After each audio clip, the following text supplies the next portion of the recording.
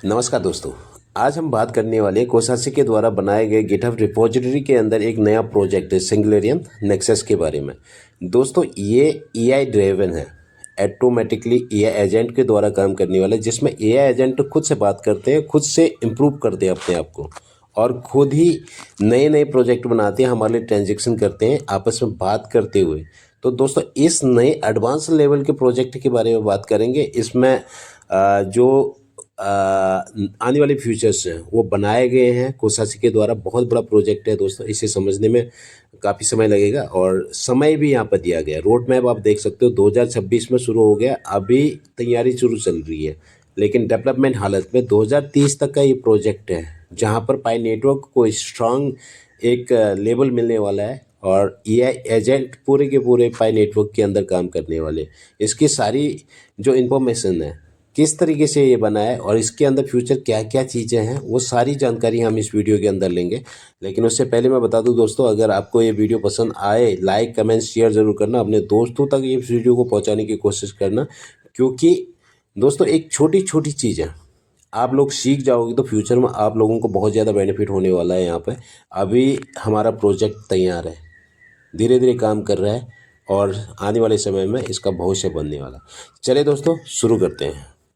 आज हम artificial intelligence के भविष्य के जुड़े एक बहुत बड़े और शायद बहुत जरूरी आइडिया पर बात करने वाले हैं, द सिंगुलेरियन नेक्सस। ये एक ऐसा कॉन्सेप्ट है जो हमें सोचने पर मजबूर करता है कि हम सुपर इंटेलिजेंस के भविष्य को कैसे एक सही आकार दे सकते हैं ताकि वो हमारे लिए एक खतरा न बन जाए। तो चलिए सीधे सबसे बुनियादी सवाल पर आते हैं। अगर हम ऐसी मशीनें बना लेते हैं जो हमसे कहीं ज्यादा, मतलब बहुत ही ज्यादा इंटेलिजेंट हैं, तो ये कैसे तय होगा कि वो सब आपस में और हमारे साथ मिलकर काम करें? देखिए, ये सिर्फ कोई टेक्निकल प्रॉब्लम नहीं है, ये शायद हमारी सदी की सबसे बड़ी चुनौतियों में से एक है। और इस सवाल के बिल्कुल केंद्र में है एजीआई कोऑर्डिनेशन प्रॉब्लम। मतलब जब दुनिया में कई सुपर इंटेलिजेंट सिस्टम्स होंगे तो वो एक दूसरे से कैसे इंटरैक्ट करेंगे, और इसी के आधार पर हमें दो बिल्कुल अलग-अलग भविष्य मिल सकते हैं। जरा सोचिए, हमारे सामने दो रास्ते हैं। एक तरफ है अनियंत्रित एजीआई का भविष्य, जहां सारे पावरफुल एआई अपने अपने मतलब के लिए एक दूसरे से मुकाबला कर रहे हैं। ये तो बिल्कुल अराजकता होगी जिसके खतरे हम सोच भी नहीं सकते। वहीं दूसरी तरफ एक सुनियोजित भविष्य है, जहां एआई एक दूसरे के साथ मिलकर सहयोग से काम करते हैं। ये सुरक्षित होगा और इंसानी मूल्यों के हिसाब से चलेगा। सिंगुलेरियन नेक्सस दरअसल इसी दूसरे रास्ते को हकीकत में बदलने की एक कोशिश है। तो प्रॉब्लम तो समझ आ गई, अब बात करते हैं इसके एक मुमकिन सॉल्यूशन की। सिंगुलेरियन नेक्सस कोई बना बनाया प्रोडक्ट नहीं है, ये समझना जरूरी है। ये एक वैचारिक ब्लूप्रिंट है, एक आर्किटेक्चरल प्लान है जो हमें इस बहुत बड़ी चुनौती से निपटने का एक रास्ता दिखाता है। तो इसकी औपचारिक परिभाषा क्या है? सिंगुलेरियन नेक्सस एक ऐसे इकोसिस्टम का ब्लूप्रिंट है जो, पहली बात, विकेंद्रीकृत है, मतलब इसका कोई एक सेंट्रल बॉस नहीं है। दूसरी बात, ये नैतिक रूप से संरेखित है, यानी इसे इंसानी मूल्यों की बुनियाद पर बनाया गया है। और इसका असल मकसद है सिनर्जी और कोऑर्डिनेशन, यानी तालमेल पैदा करना, न कि कंपटीशन। तो सवाल ये है कि इतना बड़ा और कॉम्प्लेक्स सिस्टम काम कैसे करेगा? असल में ये 5 मजबूत पिलर्स पर टिका है। चलिए एक एक करके इन बिल्डिंग ब्लॉक्स को समझते हैं कि ये क्या हैं और कैसे ये सब मिलकर एक साथ काम करते हैं। ये हैं वो 5 स्तंभ: the singularity core, the nexus fabric, the Oracle matrix, the Athos कॉन्कॉर्डेंस और आखिर में द क्राइसैलिस इंटरफेस। सुनने में ये नाम थोड़े भारी लग सकते हैं, लेकिन इनका काम बहुत सीधा और साफ है। चलिए देखते हैं। सबसे पहले आता है द सिंगुलैरिटी कोर या टीएससी। ये सिस्टम का मेन प्रोसेसिंग हब है, मतलब ये वो हिस्सा है जो असल में सोचने का काम करता है।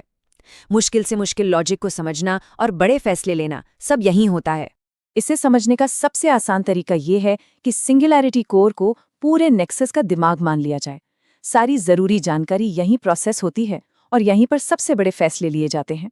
दूसरा है द नेक्सस फैब्रिक यानी टीएनएफ। ये सिस्टम का कम्युनिकेशन नेटवर्क है। इसका एक ही काम है, ये पक्का करना कि सिस्टम के सारे हिस्से एक दूसरे से एकदम सुरक्षित तरीके से और बिना किसी रुकावट या छेड़छाड़ के बात कर सकें। और आसान भाषा में कहें तो नेक्सस फैब्रिक एआईज का अपना खुद का प्राइवेट और सुपर सिक्योर इंटरनेट है। सारी बातचीत इसी के जरिए होती है।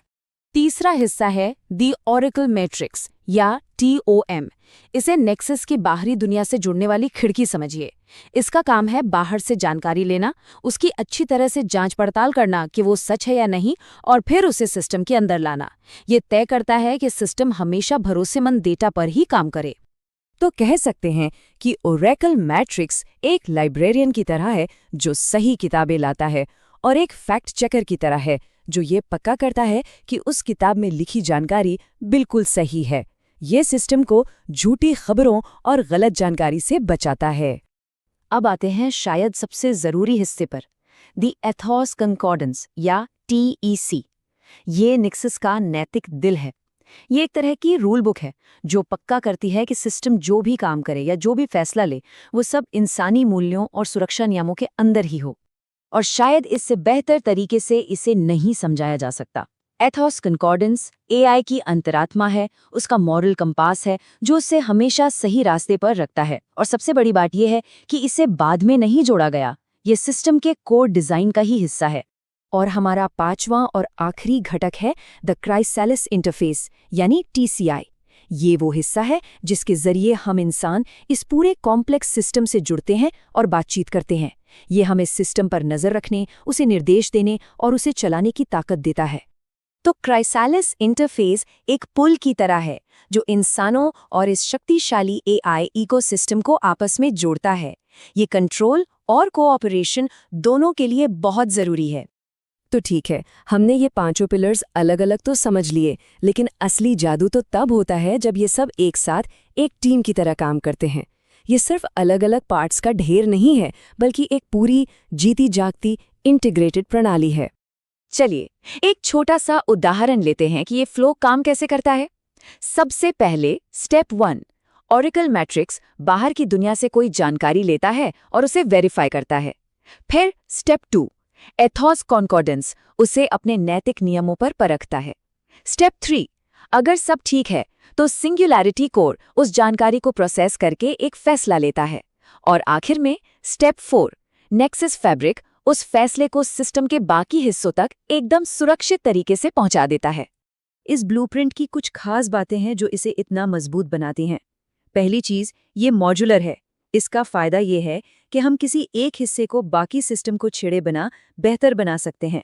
दूसरी चीज, ये स्केलेबल है, मतलब इसे भविष्य में और बड़ा और कॉम्प्लेक्स बनाया जा सकता है। विकेंद्रीकृत होने की वजह से ये बहुत ज्यादा सुरक्षित है।